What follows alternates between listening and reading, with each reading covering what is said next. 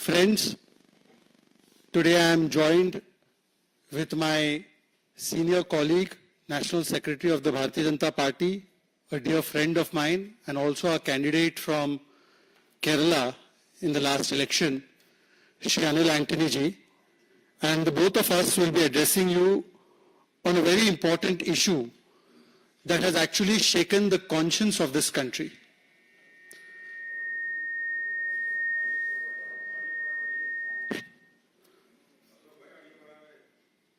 Are we audible?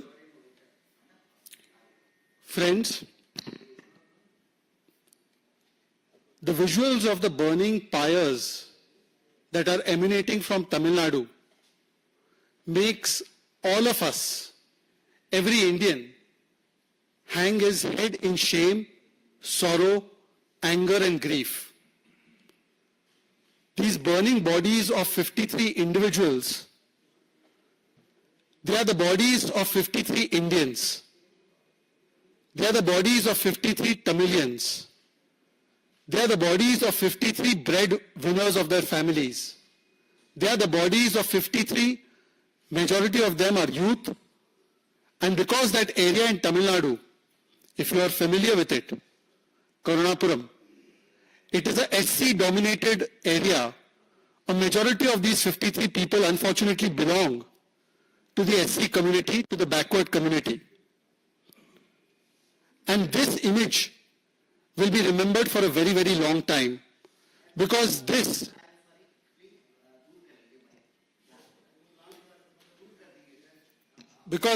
image is not the image of a tragedy. It is the image of a man-made disaster, a state-sponsored murder for which the DMK government is solely responsible. But instead of taking action on this state-sponsored murder, what we find from the DMK is that it continues to shield the villains of this ghastly crime. In May 2023, friends, you would remember that 23 individuals had lost their lives by the consumption of spurious illicit liquor. That was in Villupuram and in Chengalpet. At that time too, the BJP Tamil Nadu, its leadership, had exposed the nexus between the DMK leaders and functionaries and this entire illicit liquor trade that is taking place in Tamil Nadu. But nothing was done. DMK today has come to mean two things: do nothing, muzzle everyone, kill people through illicit liquor. DMK means D for do nothing, M for muzzle everyone, K for kill everyone through illicit liquor. The other meaning of DMK has also become Daru, Mafia and Katta Panchayat. And therefore, when this nexus was exposed in May 2023, after 23 people lost their lives, instead of taking strong action, Chief Minister Stalin and the DMK government protected the entire nexus of illegal liquor mafia with the politicians of DMK. In this case too, you will find that what you have seen in Karunapuram village, in Kallakurachi, the entire operation was taking place right in the middle of the town, right in the middle of that area, right next to the court and next to the police station. Could this have happened without the involvement and the nexus of the local police, political and other administration? One of the accused that has been arrested, if you see the media reports that are emanating from Tamil Nadu, you can find that there is a sticker of DMK party on the outside and the inside of his house. This is the media that has shown it. Which means clearly that one of the accused has deep links with the DMK party. There might be many more linkages that can only come out in a fair and impartial probe. But when the accused has a linkage with DMK, when the DMK administration and the police functioning under the DMK government has been complicit in this murder, in this state-sponsored murder, and when the DMK government has continually perpetrated this kind of illegal liquor trade, because in 2008 also you would have seen when DMK was in power, 180 deaths took place. It is clear that this is not a Sahyog, it is not even a Prayog, it has become the Udyog of DMK to allow the illicit liquor to move on and to carry on at the cost of people's lives. We have also seen how DMK's functionaries have been time and again involved in drug rackets. Jafar Sadiq's name comes to mind. And therefore today, when such a tragedy or man-made DMK-sponsored murder of epic proportions has taken place, the Bharatiya Janata Party from Tamil Nadu right up to Delhi is making the following demands. One, Chief Minister Stalin, why aren't you allowing for a CBI probe in this entire matter when it is clear as daylight that your administration and the police was clearly involved in this illicit liquor trade which has cost the lives of 53 people and counting? Can there be any faith in the CBI, in the CBCID probe that has been ordered by the state government?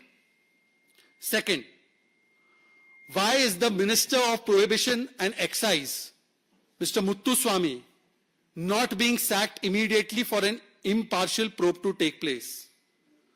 Third, what is the cost of one life in Tamil Nadu? 10 lakh rupees.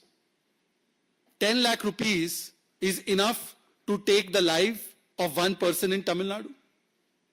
Fourth, Karunapuram, as I was mentioning earlier, is a SC-dominated area.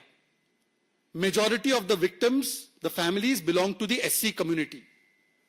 Those who scream from the rooftops about Dalit lives mattering, today their eloquent silence is deafening.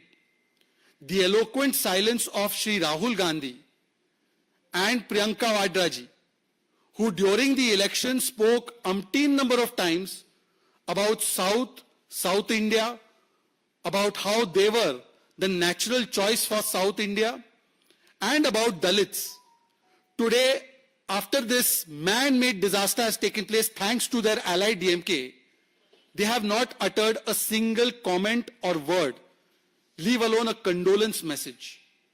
And therefore my question is to Indie Alliance, which has some sort of fascination for anything to do with sharab and liquor.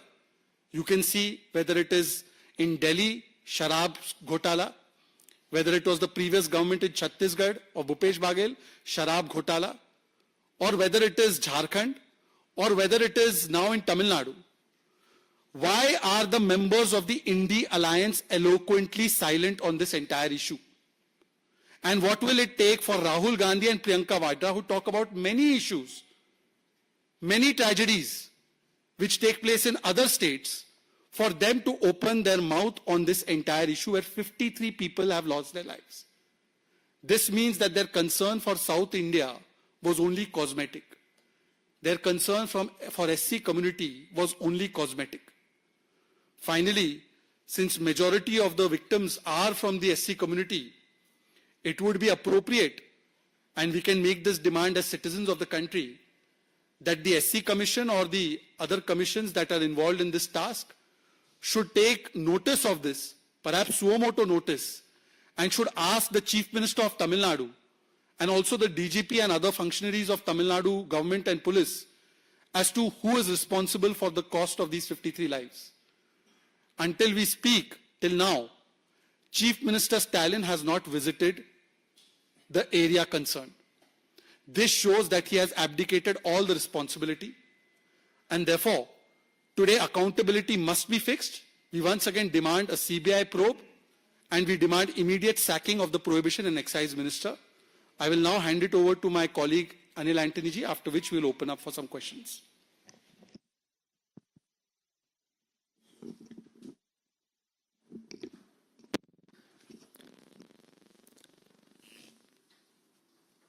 Good afternoon. I thank my esteemed colleague and senior spokesperson Shehzad Poonawala ji for the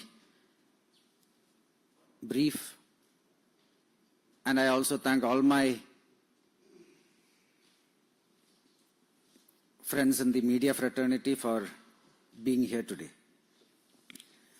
The Bharatiya Janata Party today wants to bring to the nation's attention some very concerning incidents from the state of Tamil Nadu that is a grave danger for the well-being as well as the safety and security of our brothers and sisters in Tamil Nadu. In the past few days, over 200 people have been hospitalized in various hospitals in Tamil Nadu, from Kallakurichi to Jipmer to Salem and Mudiyambigam government hospitals. And 53 people have been confirmed death because of the consumption of spurious liquor that seems to be very readily available in the state of Tamil Nadu. The response and actions of the state government indicate a clear collusion between government authorities and a lackadaisical approach that is very detrimental towards the state's well-being. The first instances of these incidents happened between Tuesday evening and Wednesday, the 19th of June, where a few people, citizens of India, people of Tamil Nadu, had been hospitalized in various hospitals in the state after consumption of spurious liquor Tuesday evening.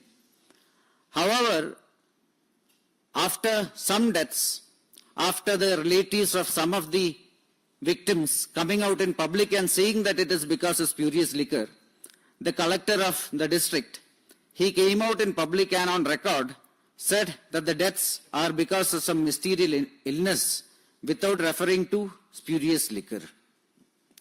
This misinformation led to more people visiting many of these outlets, and in the last 2 days, the number of victims increased and the number of hospitalizations dramatically increased. These are not the first incidences that are happening in the state. As my esteemed colleague had already mentioned, in 2023, there had been 2 instances in Chengalpattu and Villupuram districts in Tamil Nadu, where there were 22 confirmed deaths. And according to National Crime Records Bureau, Tamil Nadu reported 20 such deaths in 2020 and 6 in 2021. These instances are very recurring and common in Tamil Nadu. BJP, first of all, we as a party demands the resignation of the Prohibition and Excise Minister, Muthuswamy, with immediate effect. However, here the responsibility is not just for one person. The Chief Minister, Sri M.K. Stalin, in his 2021 manifesto, had in his point 360 promised to abolish alcohol and bring prohibition in the state step by step. However, if you look at numbers of TASMAC, Tamil Nadu State Marketing Corporation, which is mandated to sell alcohol in the state, its revenue has been increasing by 18 to 22% every year. This means that the state's prohibition policy has failed. The Bharatiya Janata Party also requests the Chief Minister to look into the prohibition policy and bring it into the right immediately. The State President Annamalaji and other leaders have visited the victims in the last few days, and each of the victims, they are below the poverty line, they are from below the poverty line, and they are all from the SC community, the lower caste community, and they are all daily wage earners who are many a times the lone breadwinners in their own families. The Tamil Nadu BJP has announced 1 lakh as a compensation to each family, and the Tamil Nadu Bharatiya Janata Party, led by Annamalaji, has requested, is now fighting to ensure that there is a CBI probe in the incident, on the incident. The Bharatiya Janata Party also wants to ask the other partners of the India Alliance, the partners of the DMK, the Congress Party, the Communist Party, and all the parties, the Congress led by Rahul Gandhi, the Communist Party led by Pinarayi Vijayan, and all the other India Alliance members, why they are very, very silent on this issue. No concern on this issue has been showed so far. There is not even an evidence of any phone call that has gone from any of these leaders to the DMK leadership. The Bharatiya Janata Party wants to know why the other India Alliance partners are very silent on this issue. The Bharatiya Janata Party immediately wants the resignation of the prohibition minister who has failed.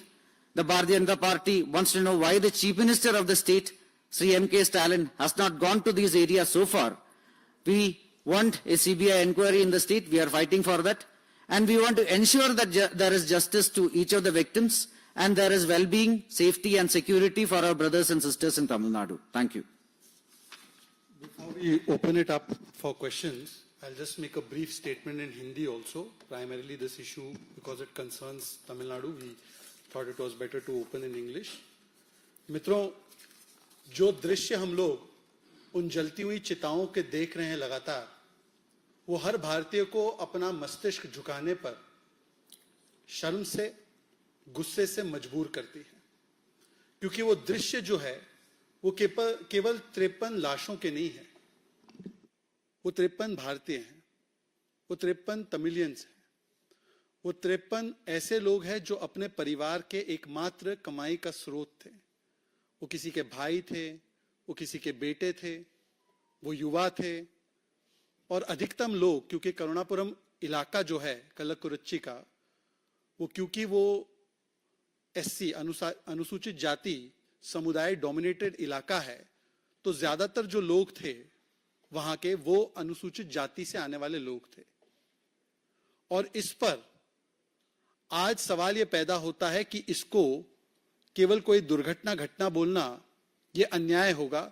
दरअसल ये राज्य प्रायोजित मृत्यु है, राज्य प्रायोजित हत्याएं हैं, ये स्टेट स्पॉन्सर्ड मर्डर है। और स्टेट स्पॉन्सर्ड मर्डर के पीछे केवल और केवल वहां की डीएमके की सरकार जिम्मेदार है। क्योंकि इससे पहले भी मई 2023 में आपको याद होगा कि 23 लोगों की जान इसी प्रकार से गई थी तमिलनाडु के 2 जिलों में। उस समय पर भी भारतीय जनता पार्टी की तमिलनाडु की इकाई ने यह बताया था कि कैसे डीएमके के नेताओं का और इस इलिसिट लिकर माफिया का पूरा तार जुड़ता है। पर उस पर भी डीएमके ने कुछ नहीं किया। डीएमके का मतलब ही बन चुका है डू नथिंग, कुछ मत करो, मजल एवरीवन, सबको चुप कर दो। असेंबली से लेकर सड़कों पर अगर कोई आवाज उठाए तो उनको चुप कर दो। और के से किल एवरीवन, अपनी शराब में पैसे कमाने की लालच से सबको मार दो। ये वही पार्टी है जिसको कहा जा सकता है डी फॉर दारू, एम फॉर माफिया, के फॉर कट्टा पंचायत। यही बन चुका है डीएमके का मतलब, बाकी और कोई उसूल नहीं बचे। और इसीलिए आज जब यह घटना हुई तो सवाल महत्वपूर्ण ये उत्पन्न होते हैं कि उस इलाके के बीचों बीच दिन दहाड़े ये कैसे चलता रहा। ये सारा कृत्य पुलिस स्टेशन के पास चलता रहा, कोर्ट के पास चलता रहा। क्या पुलिस की साठगांठ और वहां के राजनीतिक नेतृत्व और एडमिनिस्ट्रेशन की जानकारी के बिना यह हो सकता था? दूसरा, जो वहां पर एक अपराधी पकड़ा गया है उसके घर से, यह मीडिया ने दिखाया है, डीएमके के जो प्रमोशनल मटेरियल है, स्टिकर वगैरह, वो दिखे हैं। मतलब कि वो डीएमके का एक्टिव कार्यकर्ता मालूम पड़ता है। पता नहीं वहां की पुलिस उसको दबाने का प्रयास करेगी, पर जब डीएमके के कार्यकर्ता इन्वॉल्व है, डीएमके द्वारा संचालित एडमिनिस्ट्रेशन उस पर निकम्मा बनकर बैठा रहा, डीएमके के चीफ मिनिस्टर के तहत, क्योंकि वो होम मिनिस्टर भी है, उनके तहत आने वाली पुलिस ने एक ब्लाइंड आई टर्न किया, तो क्या उम्मीद की जा सकती है कि डीएमके की सरकार इसमें निष्पक्ष जांच होने देगी? क्योंकि 2008 में भी अब जब जाते हैं, डीएमके की सरकार थी तो 180 ऐसी हत्याएं हुई थी। इसका मतलब यह संयोग नहीं है, यह प्रयोग भी नहीं है, यह डीएमके का सोचा समझा उद्योग बन चुका है। और इसीलिए आज हम लोग मांग करते हैं कि इस पूरे मामले में निष्पक्ष जांच करवाने के लिए एक तो सीबीआई की जांच होनी चाहिए। दूसरा, जो एक्साइज के मिनिस्टर है मुत्थुस्वामी जी, उनका तो तुरंत इस्तीफा होना चाहिए, उनको बर्खास्त करना चाहिए। तीसरा, क्या एक जान की कीमत 10 लाख रुपए? 10 लाख रुपए, उनके परिवार उजड़ गए। चौथा, जो अनुसूचित जाति से आने वाले ज्यादातर ये लोग हैं, इनके लिए जब चुनाव थे तब राहुल जी और प्रियंका वाड्रा जी दलित लाइव्स मैटर, दलितों की कई बातें करते थे। आज जब अनुसूचित जाति के इतने सारे लोग डीएमके की सरकार की वजह से मारे गए हैं, तो उनके मुंह से एक शब्द अभी तक नहीं निकला है, एक कमेंट, एक कंडोलेंस मैसेज नहीं निकला। 53 जाने गई हैं। ये क्या क्या कहते थे, साउथ में हम लोग हैं, साउथ में बीजेपी साफ है। ठीक है, साउथ में आप लोग हैं ना, आपकी सरकार है। चुनाव खत्म तो साउथ से रिश्ता खत्म, चुनाव खत्म तो दलितों के साथ हुए अन्याय के साथ रिश्ता खत्म, खटाखट खत्म। यह असली चेहरा है कांग्रेस पार्टी का। अन्यथा राहुल गांधी और प्रियंका वाड्रा अन्य विषयों पर छोड़े और इस विषय पर बोले, क्योंकि हर विषय पर तो वो बोलते हैं, जहां पर भी कुछ ट्रेजेडी होती है अच्छी बातें बोलना चाहिए। अब तो प्रियंका जी साउथ से चुनाव भी लड़ने जा रही है, पता नहीं जीतेंगी नहीं जीतेंगी, अनिल जी बताएंगे आपको वहां पे क्या स्थिति है और लेफ्ट की भी क्या स्थिति है। पर वहां पर जो अपनी राजनीति चमकाने के लिए बातें आप रखते हैं, आज आप चुप हैं। और आखिरी में सवाल यह पैदा होता है कि कौन से शुभ मुहूर्त का इंतजार कर रहे हैं स्टैलिन जी, कि वो जाए और वहां पर देखें कि क्या हो रहा है वहां पे लोगों के साथ। ये बेशर्मी है। और मुझे लगता है कि क्योंकि ज्यादातर लोग अनुसूचित जाति से संबंध रखते हैं, तो एक नागरिक होने की हैसियत से, पार्टी की हैसियत से नहीं कह रहा हूं मैं, जो हमारा एससी आयोग है उसको भी स्वतः संज्ञान लेना चाहिए, तो कोर्टों को भी संज्ञान लेना चाहिए। ये मैन मेड डीएमके स्पॉन्सर्ड हत्या है, इस पर तुरंत कार्रवाई होनी चाहिए। अब आपके कुछ सवाल होंगे तो सवालों को लेंगे।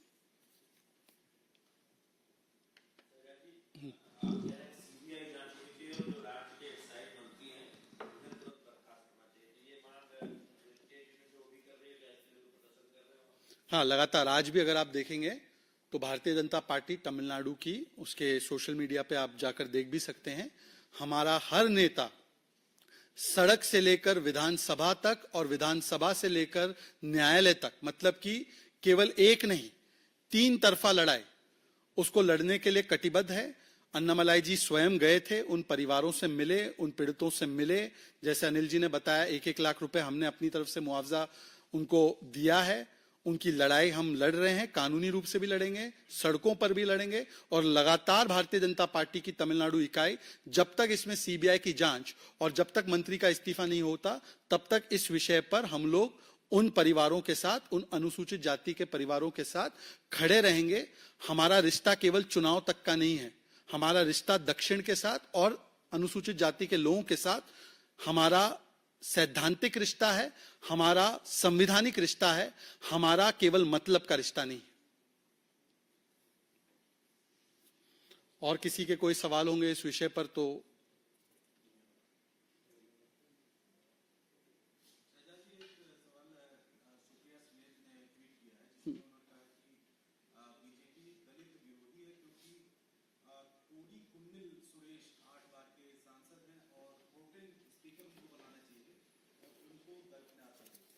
देखिए, पहले तो सुप्रिया श्रीनेत जी और कांग्रेस पार्टी, यदि आप दलितों के, अनुसूचित जाति जनजाति, इन लोगों के बड़े शुभचिंतक है, तो आपको बताना चाहिए कि इतनी बड़ी घटना जो तमिलनाडु में हुई है, जिसमें ज्यादातर पीड़ित अनुसूचित जाति से आते हैं, उनके ऊपर अभी तक आपका कांग्रेस पार्टी का, राहुल गांधी और प्रियंका वाड्रा का एक भी वक्तव्य नहीं आया। परंतु मैं समझता हूं कि जो बयान सुप्रिया श्रीनेत, कांग्रेस पार्टी, जयराम रमेश खासकर दे रहे हैं, ये दरअसल देश में जब एक ट्राइबल व्यक्ति, आदिवासी व्यक्ति पार्लियामेंट्री अफेयर्स मिनिस्टर बनता है और उनका नाम है किरण रिजिजू, तो आदिवासी समाज के प्रति इतनी वैमनस्य है, इतनी नफरत है कांग्रेस पार्टी को, कि उन्होंने इस प्रकार का झूठा और बेबुनियाद आरोप लगाया। सबसे पहले तथ्य यह है कि जिस पार्लियामेंट्री कन्वेंशन की सुप्रिया श्रीनेत और कांग्रेस पार्टी, जयराम रमेश बात कर रहे हैं, उसमें साफ साफ है कि जो सीनियर मोस्ट एमपी होता है, जिसका अनब्रोकन रिकॉर्ड होता है पार्लियामेंट में, अनइंटरप्टेड रिकॉर्ड होता है पार्लियामेंट में, उनको प्रोटेम स्पीकर वेस्टमिंस्टर मॉडल में बनाया जाता है। अब तथ्य क्या है? महताब साहब 7 टाइम कंसेक्यूटिवली सांसद बने। कंसेक्यूटिव बहुत इंपॉर्टेंट शब्द है, non stop, without break, without failing in any election. K Suresh साहब 8 बार के सांसद जरूर है, पर 98 और 2004 का चुनाव हारने पर उनके केवल 4 टर्म कंसेक्यूटिव है। और इसीलिए जो वेस्टमिंस्टर मॉडल का पार्लियामेंट्री कन्वेंशन है, ये रूल या कायदा या कॉन्स्टिट्यूशन में कहीं नहीं लिखा है, उसके हिसाब से महताब साहब को ही प्रोटेम स्पीकर बनाया जा सकता है। पर मेरा सवाल आज कांग्रेस से दूसरा है। 2004 में हमारे पार्लियामेंट में अटल बिहारी वाजपेयी जी 10 बार के सांसद थे, जॉर्ज फर्नांडिस साहब 9 बार सांसद थे। प्रोटेम स्पीकर बना कौन? विखे पाटिल साहब, जो 8 बार के सांसद थे। इसके अलावा कांग्रेस पार्टी बताए कि जब झारखंड में 2005 में कांग्रेस ने बालमुचु जी को प्रोटेम स्पीकर बनाया, वो सबसे सीनियर मोस्ट नहीं थे। 2008 में जब कांग्रेस पार्टी ने श्री बोपैया जी को प्रोटेम स्पीकर बनाया, तब भी वो सबसे सीनियर मोस्ट नहीं थे। और ऐसे कई उदाहरण हैं। अगर मैं नेहरू जी के जमाने में जाऊं तो सरदार हुकुम सिंह को प्रोटेम स्पीकर बनाया, सीनियर मोस्ट नहीं थे। 1977 में डीएन तिवारी जी को प्रोटेम स्पीकर बनाया गया, वो सीनियर मोस्ट नहीं थे। और स्वयं एक मामला सुप्रीम कोर्ट में गया, जो जस्टिस बोबड़े सुन रहे थे, उनके सामने संभवतः अभिषेक मनु सिंघवी ने आर्ग्यू किया कि ये तो केवल एक कन्वेंशन है, ये कोई जरूरी नहीं है कि सीनियर मोस्ट को बनाया जाए। तो मैं कांग्रेस पार्टी से पूछना चाहता हूं कि जब तथ्य दिखाते हैं कि महताब साहब सबसे सीनियर मोस्ट कंसेक्यूटिवली बने हुए सांसद हैं और उनका अधिकार बनता है प्रोटेम स्पीकर बनने का, और जब उनको बनाया गया तो केवल इसलिए क्योंकि किरण रिजिजू साहब ट्राइबल समाज से आते हैं, जयराम रमेश जी ने उनके ऊपर इतना बड़ा आक्रमण किया। और ये कोई इकलौता ऐसा आक्रमण नहीं है। जब द्रौपदी मुर्मू जी राष्ट्रपति बनी तो उनको राष्ट्रपत्नी कहा गया। अजय कुमार, उनके राष्ट्रीय प्रवक्ता, ने कहा कि ये द्रौपदी मुर्मू जी की तो ईवल मानसिकता है। तो आदिवासी समाज के प्रति इनका कितना वैमनस्य है, इस पूरे हमले से पता चलता है। मुझे लगता है अगर कोई और सवाल नहीं होंगे तो इस प्रेस वार्ता को समाप्त करें।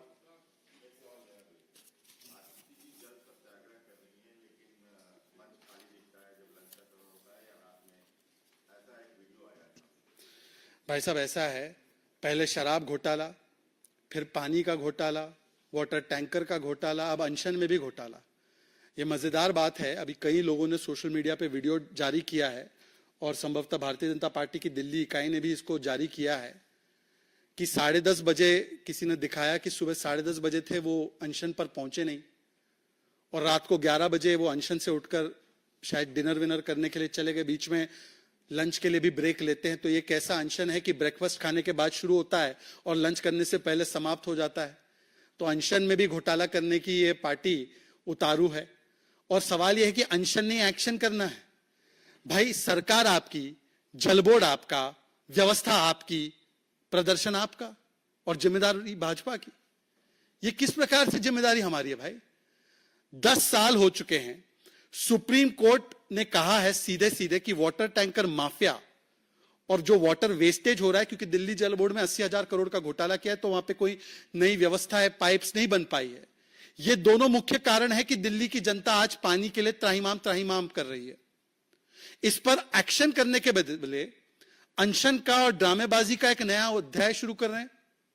और इनसे पूछिए, अगर आप मुझे इजाजत देंगे 10 सेकंड की, तो मैं बड़ी दिलचस्प चीज सुनाना चाहता हूं।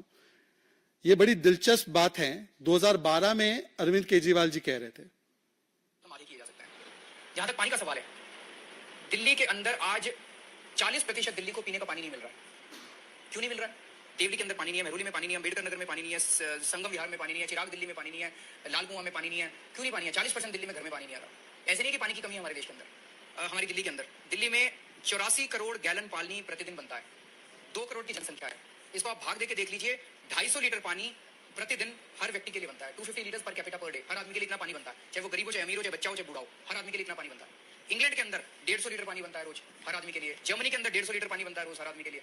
दिल्ली में फिर इंग्लैंड में और जर्मनी में 24 घंटे पानी आता है, उनकी टूटी में साफ पानी आता है। दिल्ली में 250 लीटर बनता है, फिर भी हमारी टूटी में पानी नहीं आता। ये पानी जाता है।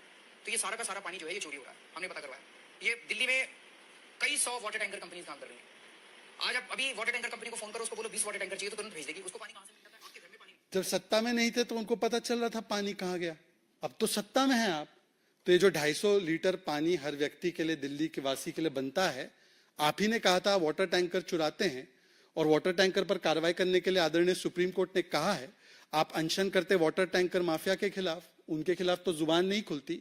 आप कभी हरियाणा के लोगों को गाली देते हैं, आप कभी और राज्यों के लोगों को गाली देते हैं, कभी एलजी को गाली देते हैं, कभी भाजपा को गाली देते हैं। गाली देना बंद कीजिए और वाटर टैंकर के साथ आपकी क्या साठगांठ है वो बताइए। मैंने सुना है, मैं अपने व्यक्तिगत रूप से बता रहा हूं, कि जैसे शराब घोटाले में एक मॉडल था कि हर बोतल शराब बिकने पर आम आदमी पार्टी के दफ्तर में कमीशन जा रहा था। ऐसा कुछ अरेंजमेंट वाटर टैंकर माफिया के साथ भी है। इसलिए कुछ भी हो जाए, मेरे वाटर टैंकर माफिया संरक्षित रहे, और उसके लिए सत्याग्रह करके किसी और को गाली देनी है, इसी के लिए पूरा जो अनशन किया गया है। तो इस पर तो आतिशी जी बताएंगे कि अरविंद केजरीवाल जी बता रहे थे सारा पानी है उनके पास, वो वाटर टैंकर के पास जा रहा है, वाटर टैंकर माफिया के पास जा रहा है। बहुत बहुत धन्यवाद।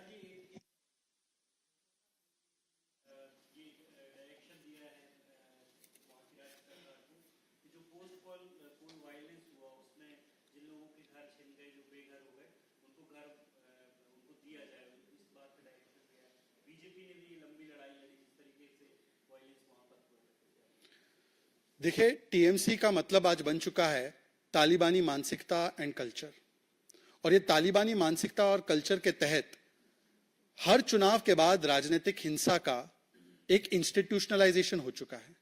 आप देखिए, जब से सत्ता में आई है टीएमसी 2011 में, 2013 का पंचायती चुनाव, 18 का एक, उसके बाद 23 का पंचायती चुनाव, 18 के पंचायती चुनाव में तो आदरणीय सुप्रीम कोर्ट ने कई सारी बातें रखी थी।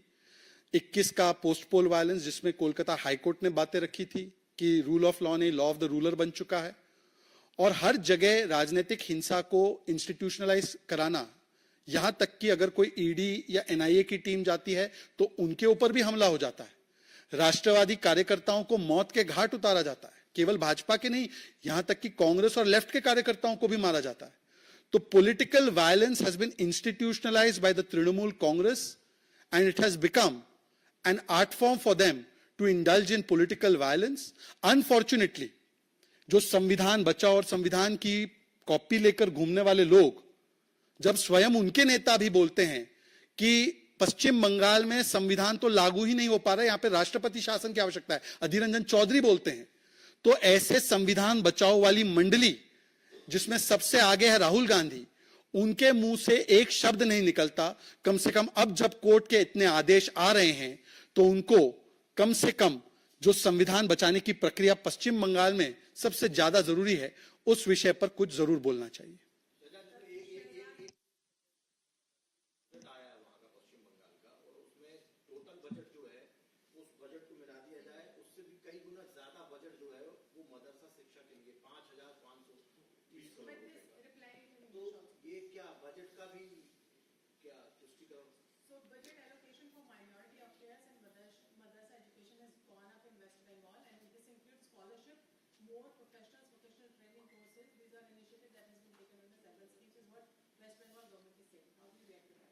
This is the impact of cap politics.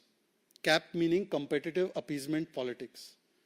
In the name of competitive appeasement politics, some parties say that first right of resources belongs to one community. Other parties indulge in this actually by giving the budget in this way. Or sometimes they even snatch away what is meant for the OBC community and give it off to another community, as has been called out by the Kolkata High Court very recently. And therefore, it would not be inappropriate to say that TMC not only means Talibani Mansikta and culture, it also means Tushtikaran Mujhe Chahiye. And in this Tushtikaran Mujhe Chahiye, from opposing Jai Shri Ram, opposing Durga Puja Visarjan, to going all out in appeasement politics, has been the recurring theme of the TMC government in West Bengal.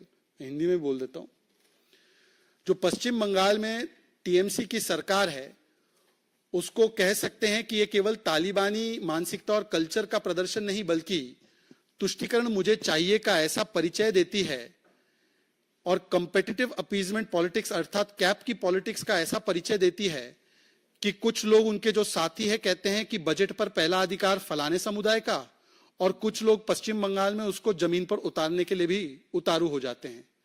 कभी कोई आरक्षण किसी के लिए बना है OBC के लिए, उसको भी छीनकर किसी और को देने की पूरी प्रक्रिया जो है उस पर पश्चिम बंगाल की कोर्ट ने बोला है। और यही तुष्टीकरण की राजनीति के चलते इस प्रकार के कई सारी चीजें हमने पश्चिम बंगाल में होते हुए देखी हैं।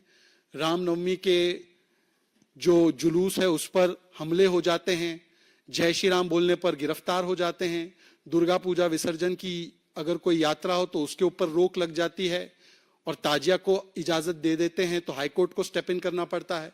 तो ये कंटिन्यूअस थ्रेड है, तुष्टीकरण मुझे चाहिए अर्थात टीएमसी का। धन्यवाद।